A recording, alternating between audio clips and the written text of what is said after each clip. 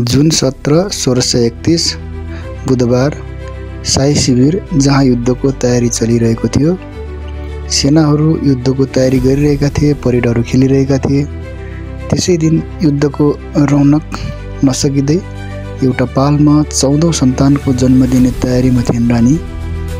3 दिनको प्रसव पीडा अन्त्य गर्दै अन्ततः 38 वर्षको कलिलो उमेरमा यो संसारबाट बिदा भइन्।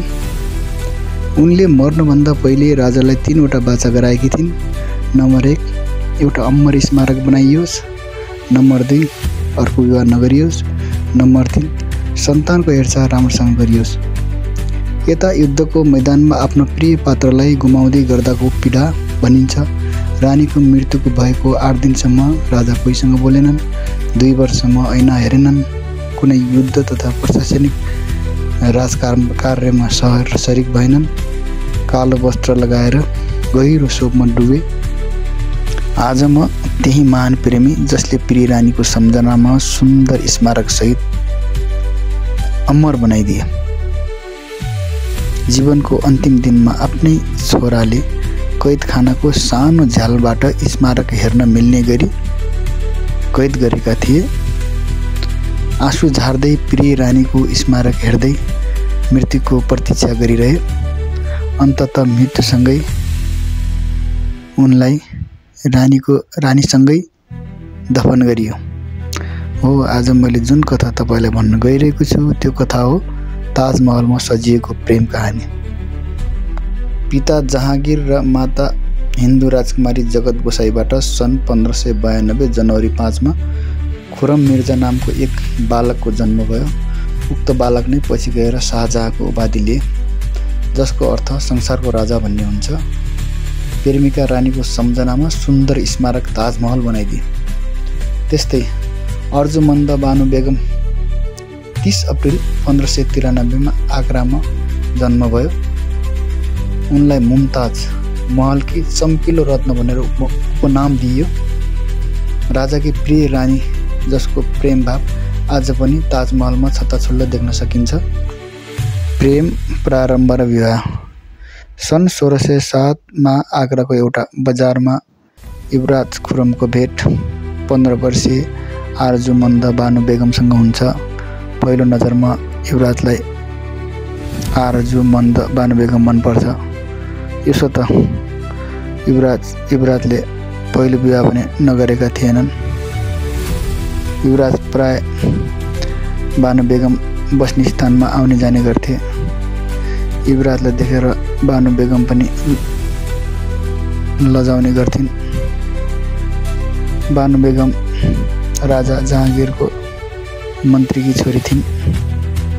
शालीन, समझदार र विवेकी स्वभावले गर्दा युवराज पनि उनीप्रति आकर्षित थिए। बानु बेगम पनि अर्कोसँग विवाह गर्ने चासो नदेखाएको कारण 5 वर्षको प्रतीक्षापछि सन् 1612 मे 10 मा अन्ततः दुवैले बिहा गरे। ऐतिहासिक बाचा। राजदरबारमा रानी मुमताज शाहजहाँको जीवन, विश्वास र आत्मा थिइन्। युद्धको मैदानदेखि दरबारसम्म उनी जहिले पनि शाहजहाँसँग साथमा हुन्थिन्। सन् 1631 मा जब उनको 81 मृत्यु भयो, त्यो दिन मुगल साम्राज्य मात्र होइन, शाहजहाँको आत्मा नै भत्कियो। शाहजहाँले आँसु झार्दै बाचा गरेका थिए कि म तिमीलाई यति सुन्दर स्मारक बनाएर सजाएर राख्नेछु ताकि संसारले प्रेमको अर्थ फेरि बुझोस्। ताजमहलको बनावट तथा निर्माण। मृत्यु भएकी रानीलाई करिब 6 महिनासम्म सन् 1631 मा बुरानपुर स्थित जैनाबाद बगैँचामा राखियो। अस्थायी रूपमा शाहजहाँले मुमताजको शवलाई बुरानपुरबाट आगरा झारेर ताजमहलको निर्माण स्थलमा ल्याए। ताजमहलको मुख्य गुम्बज र तहखाना निर्माण भयो। सुनको कफिनमा राखेर ताजमहलको केन्द्रमा गाडियो। त्यो चिहान आज पनि ताजमहलको ठिक्क बीचमा छ। सङ्गमरमरको समाधि मुनि भूमिगत तहमा छ। यमुना नदीको किनारमा अवस्थित ताजमहलको दृश्यलाई पानीमा पनि देख्न सकिन्छ, जुन मनमोहक छ। प्रवेशद्वार। यो ताजमहलको मुख्य प्रवेशद्वार हो, जसलाई दरबार ए खास पनि भनिन्छ।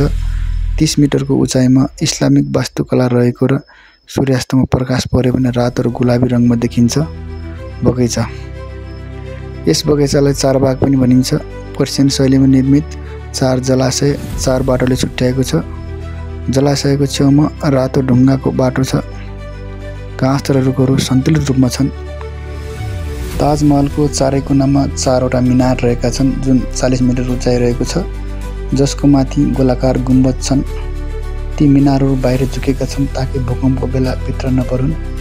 ताजमहलको मुख्य गुम्बज यो सबभन्दा आकर्षक उचाइ करिब 35 मिटर प्याज आकार जस्तो सुनौलो रङमा निर्मित छ, जसमा कलश छ। यसको माथि चन्द्रमा र त्रिशूल रहेको छ। हिन्दू र इस्लाम धर्मको प्रतिनिधित्व गर्छ। मुख्य गुम्बज 4वटा सहायक गुम्बज पनि रहेका छन्। मस्जिद वास्तुकलाको इस्लामिक शैलीमा छ, जसमा ठुलो गुम्बज 2वटा साना मिनार छन्। अगाडि सानो खुल्ला प्रार्थना हल छ। मुमताजको कफन। ताजमहलको मुख्य कक्षभित्र सङ्गमरमरको तस्बिरमा मुमताजको कफन स्मारक छ, जुन ताजमहलको मुख्य कक्षभित्र अवस्थित छ। यो कफन सेतो सङ्गमरमरले बनेको छ र जटिल नक्साले सजाइएको अष्टभुजाकार छ र फुलका बुट्टाहरू र क्यालिग्राफीले सजाइएको छ। कफनलाई पारदर्शी जालीले चारैतिर घेरेको छ। सुन्दर फुलहरूका डिजाइन गरिएका छन्। छेउमै शाहजहाँको कफन छ, जसलाई भिजिटरले नजिकबाट निहाल्न पाउँछन्। स्मरण रहोस्, यो निर्माण सन् 1631 देखि सुरु भई 1653 22 वर्षमा निर्माण सम्पन्न भएको थियो, जसमा 20,000 भन्दा बढी कालीगढ र 1000 हात्तीले काम गरेका थिए। यो 32 मिलियन अमेरिकी डलर खर्च भएको अनुमान गरिएको छ। यसको भ्रमणमा सन् 2023 मा मात्र 47 लाख पर्यटक आएका थिए, जसको मुख्य डिजाइनर उस्ताद अहमद लवारी रहेका थिए। राजाको मृत्यु। राजा शाहजहाँले छोरा मध्ये दारा सिकोहलाई युवराज बनाउन चाहन्थे।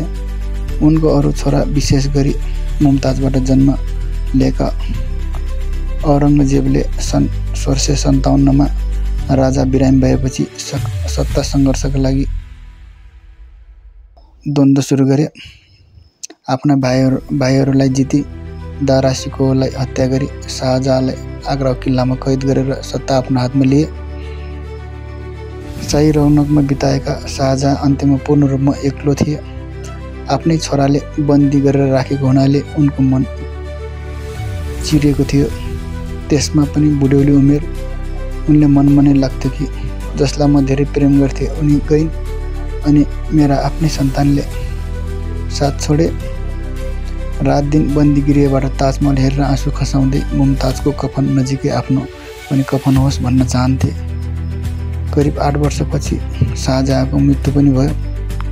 अन्त्यमा ताजमहल आज पनि उभिएको छ, सत्य प्रेमको प्रतीक बनेर। न कुनै सभ्यता, न कुनै युद्ध, न कुनै राजनीति, न कुनै धर्मले यसको सौन्दर्य मेट्न सकेको छ। वास्तवमा प्रेम केवल जिउँदो मात्र होइन, मृत्युपछि पनि साँचो प्रेम अमर हुन सक्छ। साँचो प्रेम पत्थरमा होइन आत्मामा लेखिन्छ, तर कहिलेकाहीँ त्यही पत्थरमा लेखिएको प्रेम आत्मालाई जीवन्त बनाउँछ भन्दै बिदा हुन्छु। हस्त नमस्कार।